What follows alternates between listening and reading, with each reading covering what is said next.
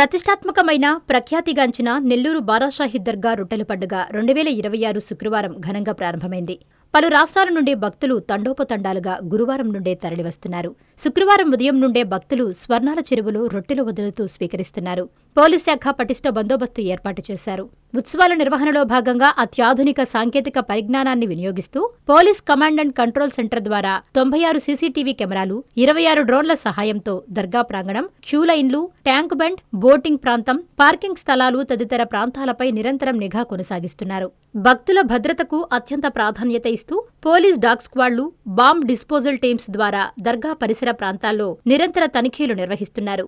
రద్దీ సమయంలో తప్పిపోయే చిన్నారులను గుర్తించి తల్లిదండ్రులకు అప్పగించేందుకు ఏర్పాట్లు చేసిన పోలీస్ అవుట్పోస్టు ద్వారా ఇప్పటివరకు 13 మంది చిన్నారులను సురక్షితంగా వారి కుటుంబ సభ్యులకు అప్పగించారు. బారాషాహి దర్గా రొట్టెల పండుగ మహోత్సవ ఆహ్వానం. శ్రీ శ్రీ శ్రీ హజరత్ బారాషాహి దర్గా దర్గామిట్ట, నెల్లూరు. జూన్ నెల 26వ తేదీ నుండి 30వ తేదీ వరకు జరుగును.